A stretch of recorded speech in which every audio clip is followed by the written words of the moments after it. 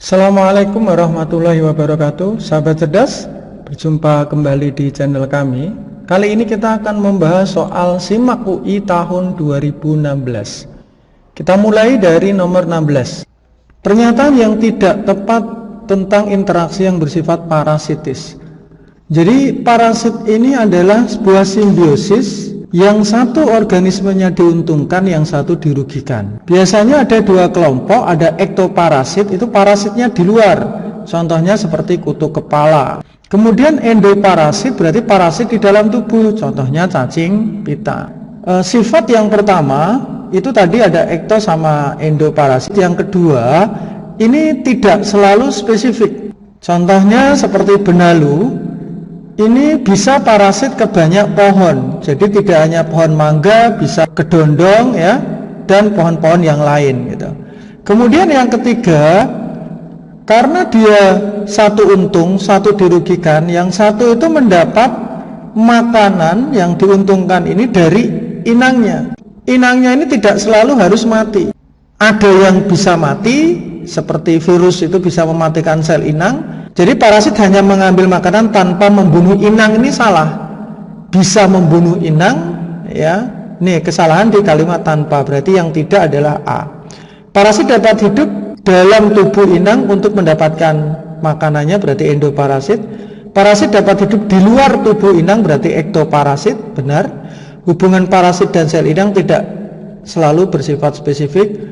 Mekanisme interaksi parasit inang tidak sama dengan sifat mangsa dan pemangsa. Ini memang berbeda ya.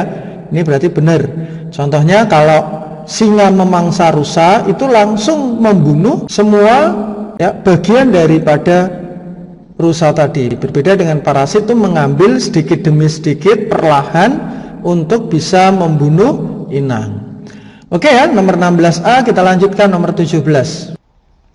Holometabola adalah tipe metamorfosis yang dimiliki oleh insekta dari ordo apa?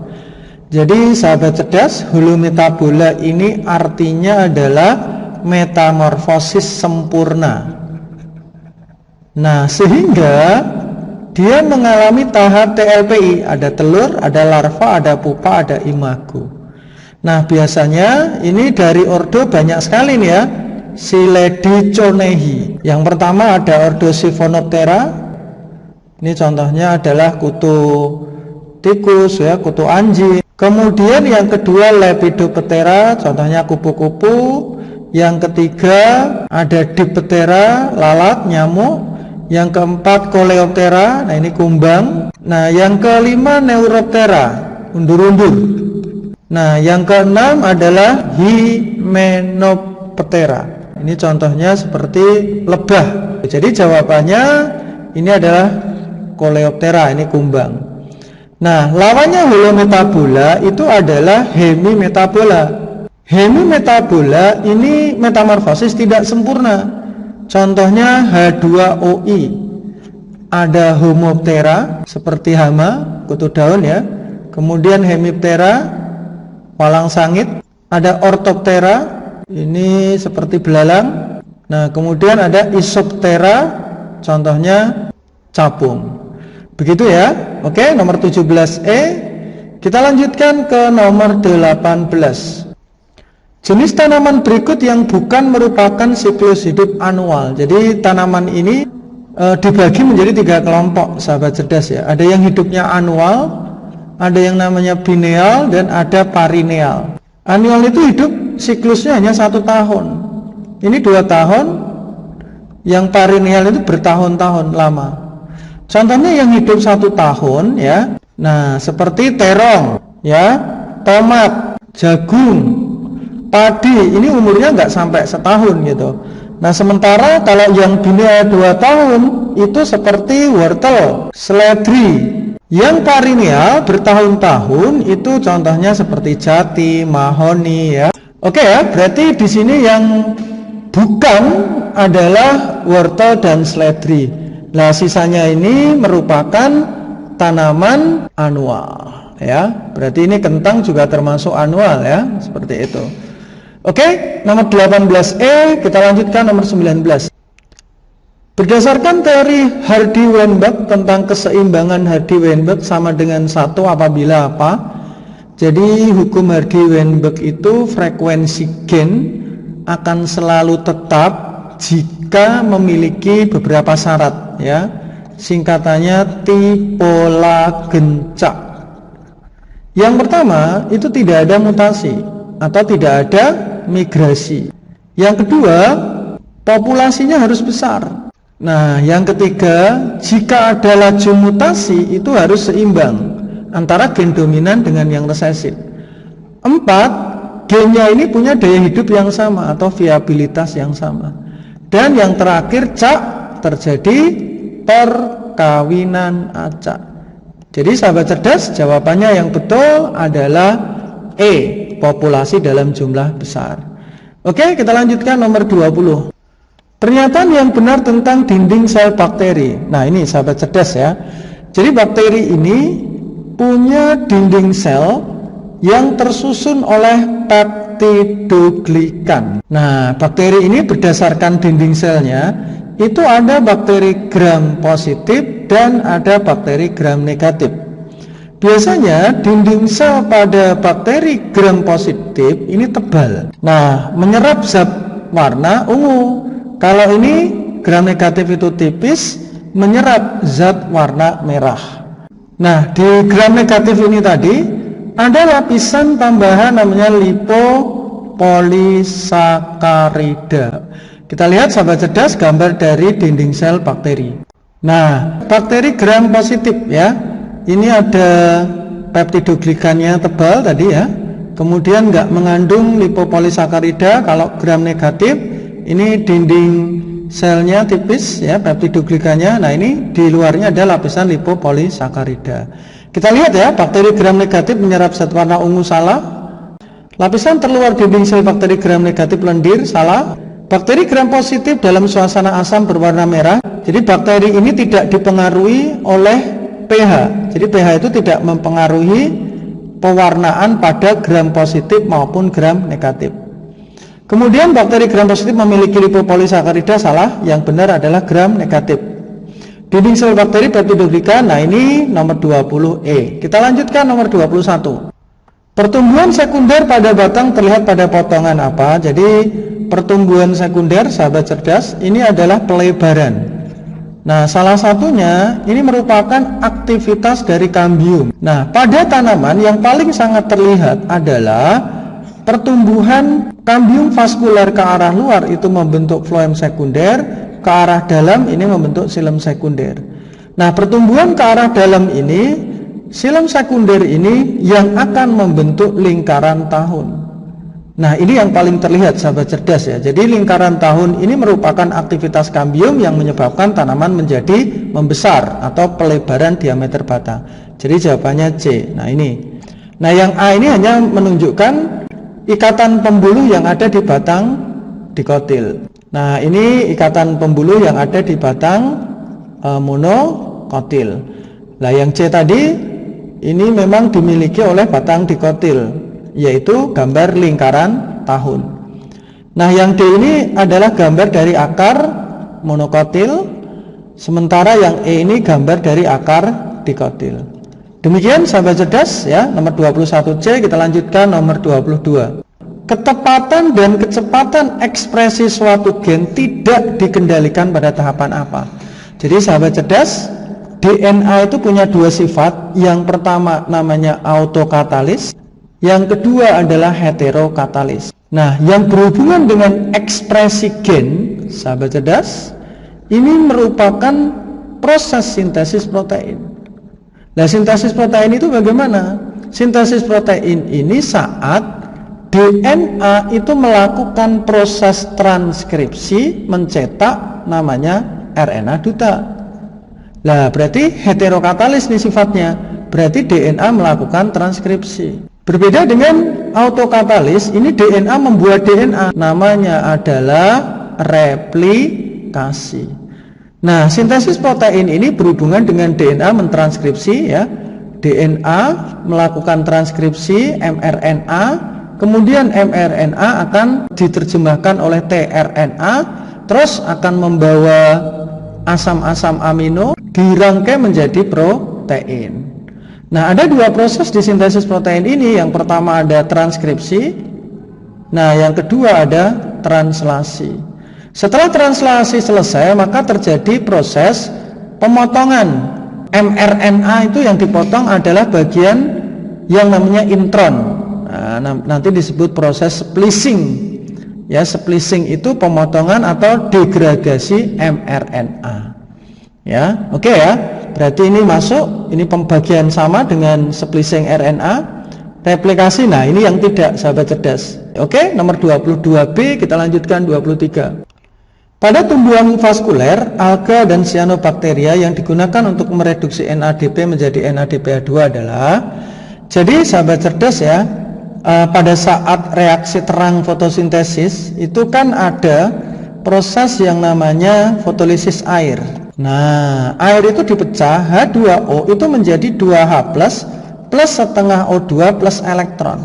Nah, ini pemecahan air ini, maka air itu disebut sebagai pelepas elektron ya, gitu. Nah, sehingga hanya ini akan diterima oleh senyawa NADP. Nah, prosesnya tadi disebut reduksi. Nah, sehingga membentuk namanya NADPH2. Berarti ya, yang digunakan untuk mereduksi NADP menjadi NADPH2 adalah ion hidrogen yang ada di H2O. Jadi jawabannya nomor 23B. Kita lanjutkan 24. Sistem endomembran yang memiliki fungsi autofag terhadap organel yang rusak. Jadi kalau namanya autofag itu adalah memakan bagian sel-sel yang sudah tidak berfungsi. Contohnya pada metamorfosis kata ya, ekor berudu dimakan. Nah, seperti ini. Itu namanya autofag. Nah, organel ini yang disebut pemecahan, makanya disebut lisosom, lisis. Karena mengandung enzim-enzim pencernaan atau enzim-enzim hidrolitik untuk mencerna zat-zat atau organel-organel yang tidak berfungsi kembali. Jadi jawabannya ini. Kalau peroksisom ini memecah asam peroksida menjadi air dan oksigen. Vakula ini gudang penyimpanan makanan ya. Kemudian hidrogenosum ini badan untuk membentuk hidrogen. Nukleosum ini adalah bagian dari DNA dan protein ya, namanya nukleosum. Oke ya, 24B. Kita lanjutkan 25. Organ reproduksi betina pada angiosperme terletak pada bagian tengah bunga. Jadi angiosperme, sahabat cerdas, ini berbiji tertutup. Nah, contohnya adalah tanaman berbunga ya. Ini putih, ini benang sari. Nah, ini adalah mahkota ya, sahabat cerdas ya. Nah, memang organ reproduksinya ini ada putih. Kemudian di sini ada benang sari. Ini memang terletak pas di tengah. Betul ya, di tengah. Nah, ini pernyataan pertama ini benar. Jadi organ reproduksi betina ini paling tengah, yaitu adalah putih. Kemudian yang kedua, posisi tersebut memudahkan serangga atau hewan membantu. Nah, jadi serangga hewan ini bisa membantu proses penyerbukan. Namanya adalah polinasi. Nah, kalau di sini membantu pembuahan ini tidak tepat. Ini yang disebut sebagai fertilisasi itu di sini. Nah, tugas serangga itu hanya membantu polinasi, penyerbukan, bukan fertilisasi. Jadi benar salah, jawabannya C. Kita lanjutkan 26. Enzim amilasa digunakan untuk membuat high fructosa corn syrup. Jadi sahabat cerdas ya, enzim amilase ini dikenal juga alfa amilase. Nah, dia memecah, fungsinya ya, menghidrolisis biasanya amilosa atau amilopektin. Nah, ini menjadi isomerasenya, ada dextrin, kemudian ada oligosakarida, ada maltosa. Nah, sampai akhirnya menjadi glukosa. Nah, enzim amilase ini di dunia perindustrian itu bisa digunakan untuk membuat industri pangan. Ya, contohnya digunakan untuk pembuatan roti. Industri minuman bisa digunakan sebagai pembuat sirup atau bisa dibuat dalam industri non-pangan. Contohnya dalam industri tekstil, industri kertas, ada industri farmasi. Di dalam industri tekstil digunakan untuk mencegah pembesaran serat tekstil. Nah, ini di dunia tekstil. Di dunia kertas itu mengurangi kekentalan atau viskositas dari kertas atau pati pada kertas, ini dikurangi. Kemudian di bidang farmasi bisa digunakan sebagai enzim-enzim untuk membantu pencernaan. Nah, di roti ini bagian dari pangan tadi, ini bisa digunakan sebagai anti-stalling namanya, untuk menghambat proses pembusukan. Jadi biar lebih awet rotinya. Jadi pernyataan pertama ini benar, kedua benar, tapi tidak menjelaskan tentang pembuatan high fructosa corn syrup, ya, hanya menjelaskan roti, kertas, dan tekstil. Jadi jawabannya 26B. Kita lanjutkan 27. Reseptor membran tubulus seminiferus hanya mengenali kompleks ikatan testosteron dan antigen binding protein. Jadi sahabat cerdas, di testis, ya, ini ada saluran-saluran kecil yang digunakan sebagai penghasil sperma maupun penghasil hormon testosteron. Nah, namanya disebut tubulus seminiferus. Nah, di sini ada dua sel. Yang pertama ada sel Sertoli, yang kedua ada sel Leydig. Nah, sel Leydig ini yang akan menghasilkan testosteron. Sementara sel Sertoli ini S berarti menghasilkan sperma. Nah, di sini di membran tubulus seminiferus ini ada reseptor yang mengenali adanya ikatan testosteron dengan androgen binding protein. Nah, ikatannya seperti itu, bukan antigen. Ini salah, harusnya mengenali androgen binding protein. Ini salah. Reseptor hormon steroid terdapat pada sitosol. Jadi hormon-hormon steroid ini biasanya berupa testosteron. Ini termasuk hormon steroid. Ini punya reseptor, punya penangkap. Reseptornya itu tadi ya, di tubulus seminiferus ini bisa di membran, di sitosolnya bisa, dan di nukleus juga bisa. Nah, ini reseptornya. Jadi pernyataan yang kedua benar. Ya, salah benar, jawabannya adalah D. Oke, kita lanjutkan 28. Unsur pembentuk komponen organik tubuh tumbuhan. Jadi sahabat cerdas, jangan terjebak dengan unsur organiknya, tapi komponen organik pada tumbuhan. Jadi tumbuhan itu adalah kumpulan zat-zat organik dan anorganik begitu sebenarnya, ya. Nah, di sini maksudnya adalah tumbuhan itu tersusun oleh karbohidrat, protein, lemak, tapi di sini dibentuk oleh unsur-unsur, baik unsur makro yang dibutuhkan dalam jumlah besar atau mikro. Nah, unsur makro itu seperti curi hati orang, nunjukin pakai kasih sayang, ya, cantik memang. Kemudian mikro itu cukup coba, momen, baik, nah, seng besi. Nah, inilah contoh-contoh ya unsur makro. Mikro yang termasuk unsur-unsur esensial yang mutlak harus ada pada tanaman. Kalau yang non esensial nggak mutlak itu seperti celana sial ya, Cl, Na, silikat, dan aluminium. Jadi ini semuanya unsur dibutuhkan oleh tumbuhan untuk membentuk komponen organik. Ini maksudnya bukan unsur organik, tapi unsur penyusun komponen organik. Jadi semuanya benar sahabat cerdas ya ini ya. Nah, jadi jawabannya 1, 2, 3, 4E. Kita lanjutkan 29. Meningkatnya volume rongga dada pada saat inspirasi dipengaruhi faktor berikut kecuali. Jadi sahabat cerdas, pernafasan pada manusia itu ada dada dan perut. Ini harus diingat ya. Kalau dada itu yang berperan adalah otot antar tulang rusuk luar atau eksternal. Sementara kalau perut itu yang berperan diafragma. Nah, yang penting adalah singkatannya KIRE. Kalau terjadi kontraksi, nah, maka udara akan masuk, namanya inspirasi. Kalau terjadi relaksasi, maka udara keluar atau ekspirasi, ya. Nah, perhatikan di sini ya. Di sini yang ditanya inspirasi kecuali, berarti kalau ada kontraksinya salah sahabat cerdas ya. Nah, kontraksi ini salah. Nah, kalau kontraksi tulang rusuk terangkat, maka tulang rusuk akan ke atas. Ini salah. Ini adalah inspirasi karena di sini kecuali, maka ekspirasi. Lah, ekspirasi itu adalah relaksasi ya. Jadi jawabannya adalah 1.